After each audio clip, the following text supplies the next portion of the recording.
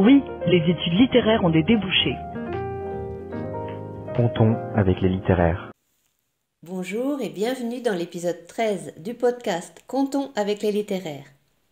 On s'inscrit toujours dans l'objectif de mieux connaître et de valoriser les études littéraires et leurs débouchés, notamment durant ce mois de janvier où les inscriptions ouvrent sur Parcoursup et où beaucoup de jeunes vont devoir faire des choix d'orientation. Il n'est pas toujours facile pour celles et ceux qui choisissent la voie littéraire aujourd'hui de trouver leur place dans le monde du travail et les études littéraires sont délaissées par beaucoup de jeunes car on leur conseille de faire des études plus rentables ou tout au moins plus concrètes. Or, les qualités et les compétences des littéraires sont indispensables pour un monde plus créatif, coloré et audacieux. Elles permettent de développer ses capacités en communication et son sens critique, d'aiguiser son jugement et d'approfondir sa culture générale. La dissertation apprend la rigueur et l'organisation des idées, l'explication de texte, la précision et la clarté de l'expression. La traduction de texte demande également beaucoup de finesse et de précision, dans le souci de trouver le bon mot et la tournure la plus adéquate. L'histoire nous aide à mieux comprendre l'évolution de nos sociétés et nous enseigne une méthode d'analyse et de réflexion qui nous aide à avoir un certain recul sur notre présent. Et la philo exige, elle, une méthode de travail très rigoureuse. Alors, à une époque où chacune est à la recherche de sens dans sa vie personnelle et professionnelle, le littéraire et les littéraires doivent occuper toute la place qu'ils méritent, car ils sont indispensables à l'épanouissement des êtres humains dans toutes leurs facettes et à la construction de meilleures relations entre eux. Mais quel choix d'orientation! Quelques élèves choisiront d'intégrer une prépa, en lettres ou en sciences sociales, pour préparer les concours d'entrée à l'ENS, l'École normale supérieure, en école de commerce ou bien en IEP, en institut d'études politiques par exemple, ou bien dans d'autres grandes écoles. Beaucoup choisiront d'aller étudier à l'université, souvent en lettres, en langue. D'autres vont s'orienter vers un BTS ou un BUT, une école de commerce, une école de santé ou une école d'art. Les débouchés peuvent être nombreux et variés. L'édition, le journalisme, la communication, le tourisme, l'enseignement, la traduction, les ressources humaines, le commerce, le marketing. Aussi les métiers de la fonction publique ou bien encore de la banque et de l'assurance. Ce podcast vise à vous faire découvrir des parcours et des métiers. Les 11 premiers épisodes vous ont permis de découvrir une grande variété de métiers grâce à mes invités qui sont écrivains, éditeurs, enseignants, guides conférenciers, orthophonistes, journalistes, architectes, chefs de projet digital, et j'en passe. Si vous n'avez pas écouté tous les épisodes, vous les trouverez sur votre plateforme d'écoute préférée. Et chacun des épisodes était très très riche, avec vraiment plein d'infos. Le but est de vous donner des idées à travers les témoignages inspirants des personnes qui ont accepté de nous raconter leur propre parcours, et ensuite vous pourrez aller vous renseigner plus avant. Alors comment procéder pour vous renseigner justement? La page Terminale 2022-2023 est déjà une mine d'idées, avec la possibilité d'effectuer des recherches par formation ou par métier. Parallèlement, allez parler avec les personnes qui exercent le métier qui vous attire. Renseignez-vous bien pour savoir quelles sont les activités effectuées au quotidien, quels sont les avantages et les contraintes, quelles sont les possibilités d'évolution. Et ensuite, demandez conseil à vos professeurs, notamment au professeur principal.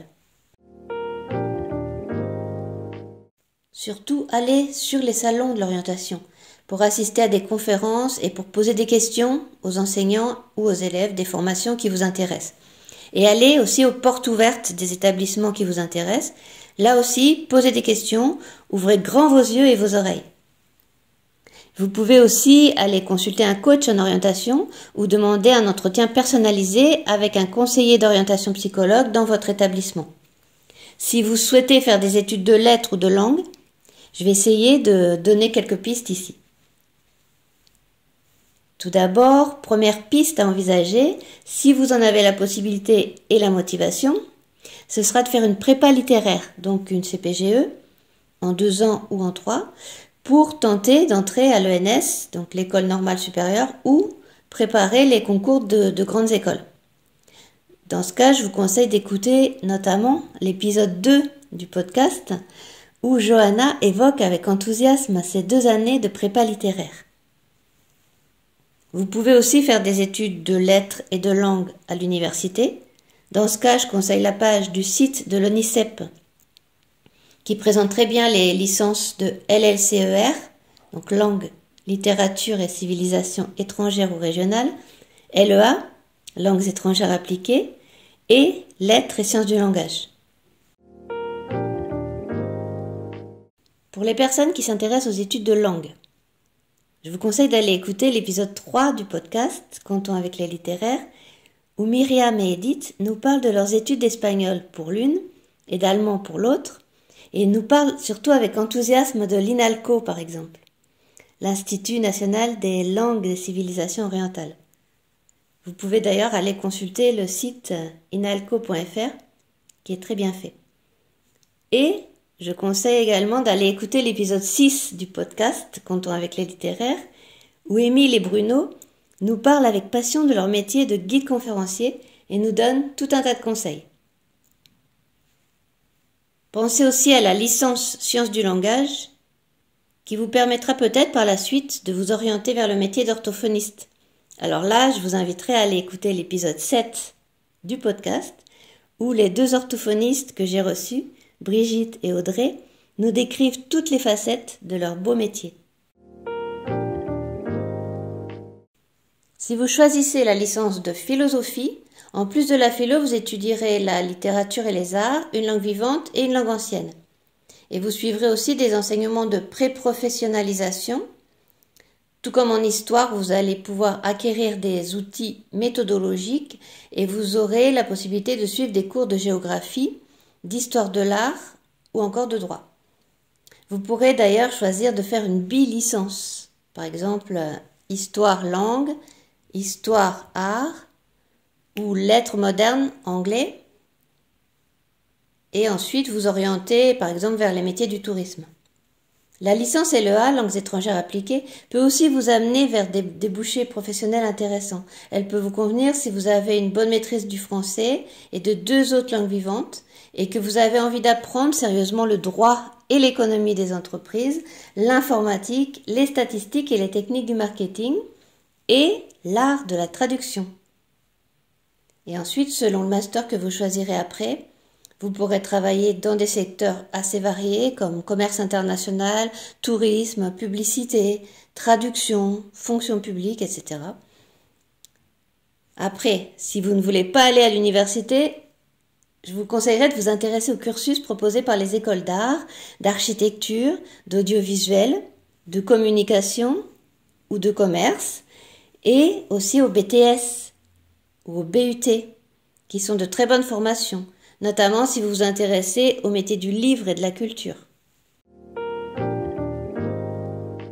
Surtout, profitez du grand nombre de vœux possibles sur Parcoursup. Ne vous limitez pas à postuler à 1 ou 2 formations sélectives. On sait bien que certaines écoles reçoivent énormément de candidatures, donc il vaut mieux faire trop de vœux que pas assez. Le BUT Information Communication est intéressant, car il apporte une très bonne formation en expression orale et écrite, en sciences humaines et sociales, économie, droit et langues étrangères, et une formation technique à tous les outils utilisés dans les milieux professionnels. Il permet de travailler dans différents secteurs en fonction de l'option choisie, par exemple communication des organisations, publicité, information numérique dans les organisations, métier du livre et du patrimoine, ou bien journalisme. Et le BTS assistant manager est intéressant aussi. Il peut vous correspondre si vous savez faire preuve d'organisation et de rigueur et si vous avez des qualités relationnelles. Vous suivrez des cours de communication professionnelle, de langues étrangères, d'économie et de gestion, de droit et de bureautique, pour pouvoir devenir l'assistante d'un directeur général ou d'un chef de service dans une entreprise. Voilà, je m'arrête là pour aujourd'hui. Et pour faire le bon choix, Écoutez votre intuition, n'hésitez pas à viser haut, mais ne vous découragez pas. Rappelez-vous que le chemin n'est pas toujours linéaire, vous prendrez parfois des bifurcations, et tant que vous n'avez pas trouvé votre voie, continuez à chercher. Je vous rappelle que je suis coach scolaire et universitaire et que je peux vous proposer un accompagnement personnalisé. N'hésitez pas à me contacter, je suis là. Vous trouverez mon contact sur le blog Comptons avec les littéraires. Vous pouvez m'écrire, Rachel Millot, par mail sur savoiravenir, en un seul mot, savoiravenir@gmail.com. Je vous souhaite une bonne réflexion, une bonne prospection et à bientôt.